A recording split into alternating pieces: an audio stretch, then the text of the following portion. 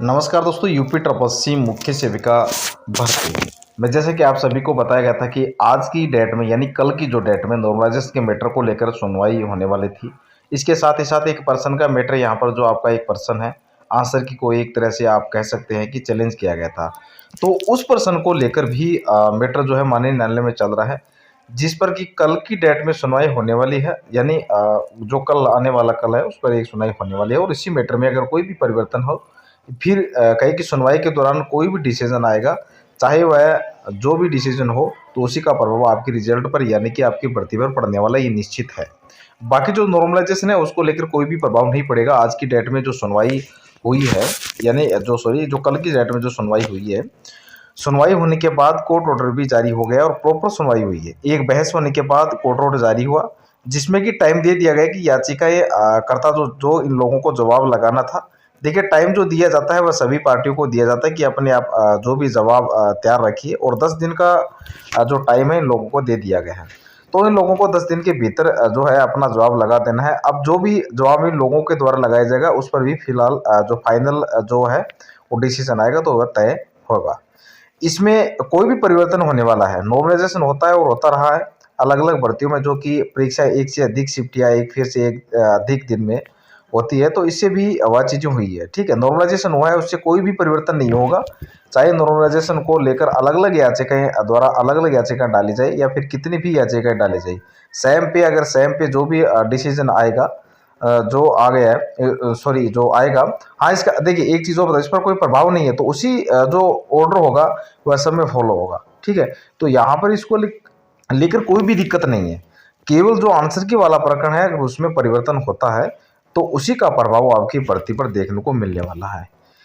इस बात की जानकारी आपको जाने यानी कल नहीं पहले ही दे दी थी मैंने, और आज भी नहीं है, मैं हमेशा देता रहता हूँ, आपको सभी को पता है इसके बारे में। ठीक है, और नॉर्मलाइजेशन को लेकर आप भले ही जाए कोर्ट में कितने भी लोग कोशिश करें, उससे चाहे आपका आयोग हो या फिर सरकार हो, वह लोग उस पर ऐसा कुछ नहीं है कि पुणे से रिजल्ट जारी करेंगे या फिर नॉर्मलाइजेशन को लागू नहीं करने या लागू करना है। ठीक है, तो वह लोग करेंगे। परीक्षा एक से अधिक शिफ्ट में हुई हो, पेपर के लेवल को सेम करने के लिए यह लोग नियम लगाए हैं, तो उस नियम को भी लगाएंगे और उसमें भी कोई भी परिवर्तन नहीं होने वाला, ये निश्चित, ये बात स्पष्ट हो चुकी है।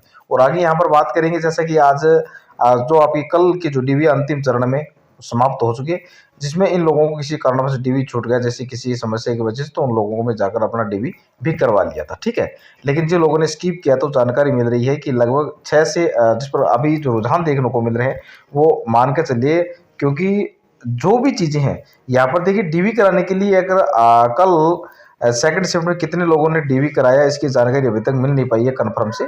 तो जो छोड़े हुए लोग थे तो अगर अभी तक की जो भी जानकारी मिली है, क्योंकि कोई ऑफिशियल डाटा तो है नहीं, ऑफिशियल नोटिस नहीं है, लेकिन हाँ जो बहनें जाती है डीवी कराती है, तो कहीं ना कहीं जैसे कि उन्होंने डीवी करवाया तो उनको लगता है कि उनको यह पता तो चल ही जाता है, आपको सभी को पता है। तो हमारे जो सेकंड शिफ्ट में फर्स्ट शिफ्ट में कितने लोग एब्सेंट रहे या सेकंड शिफ्ट में कितने लोग एब्सेंट रहे, तो उसके आधार पर लगभग 6 मानकर चलिए 7 जो भी है, तो लगभग ये इतने जो स्किप है वो देखने को मिल रहे हैं। ठीक है, और प्रभाव तो थोड़ा बहुत पड़ता है, अगर डीवी आप छोड़ देते हैं तो भर्ती पर ऐसा नहीं है कि बिल्कुल प्रभाव नहीं पड़ेगा, प्रभाव पड़ने वाला, और कट ऑफ को लेकर आपको पहले ही बताया गया है। ठीक है, जितनी कट ऑफ आपकी गई हुई थी उससे 5 या 6 नंबर आप मानकर चल लीजिए।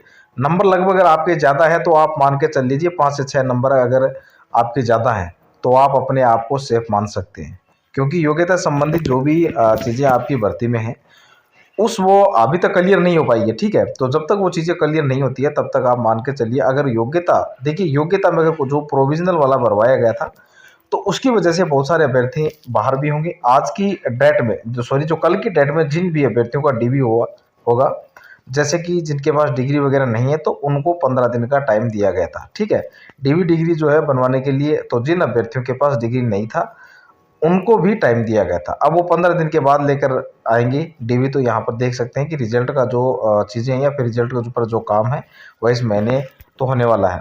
ठीक है, तो बिल्कुल भी संभावना नहीं है, तो ऐसा है नहीं कि आप मानकर चलिए आयोग इतना तत्पर है कि तुरंत रिजल्ट जारी कर दें।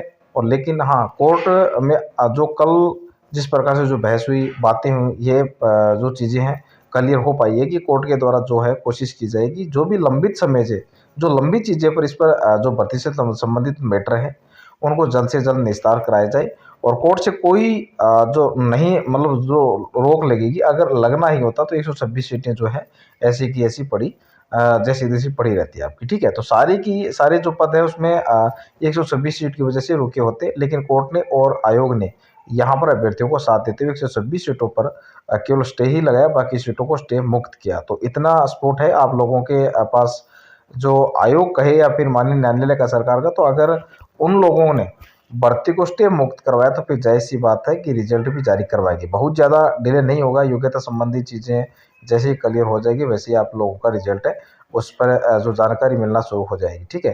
कब तक रिजल्ट आएगा, फिलहाल के लिए लगभग मान के चलिए कम से कम 1 महीने का टाइम तो है। अभी आपको इंतज़ार करना ही पड़ेगा क्योंकि 15 दिन इसमें चला जाएगा। आपका 15 दिन जो है जो भर्तियों को आज डी वो कंप्लीट हुआ है कल, तो उनको लेकर जो भी चीज़ें नहीं रहेगी तो मान कर लीजिए अब जो भी जिस प्रकार से डिग्री वगैरह जो भी है उस पर अभी फोकस बनाया जा रहा है, ठीक है। तो 15 दिन का टाइम दिया गया है, तो इस सभी जो चीज़ों को देखते हुए लगभग मान के चलिए महीने भर का टाइम लग सकता है। बाकी यहाँ पर देखिए डेली न्यूज़ पेपर के माध्यम से कुछ अन्य सूचनाएं देखेंगे। प्रवेश पत्र जारी हुआ है और यहाँ पर स्टाफ नर्स यूनानी मुख्य परीक्षा का प्रवेश पत्र कल की डेट में जारी हुआ और 16 फरवरी को जो है सुबह 9:30 से 12:30 बजे तक लखनऊ स्थित आयोग के परीक्षा हॉल में आयोजित की जाएगी और जो अभ्यर्थियों के प्रवेश पत्र आयोग की वेबसाइट पर उपलब्ध है और अभ्यर्थियों के केंद्र पर जो भी है ये चीज़ें बता दी आपको मैंने क्लियर है। तो ये तो देखिए नोटिस अलग तरीके जिस प्रकार से जो दिए गए हैं। तो फिलहाल के लिए अभ्यर्थी लगे हुए तैयारी कर रहे हैं, अब इंतजार आयोग के नोटिफिकेशन का लेकर नई भर्तियों को लेकर, वो भी मैंने एक साथ बता दिया था।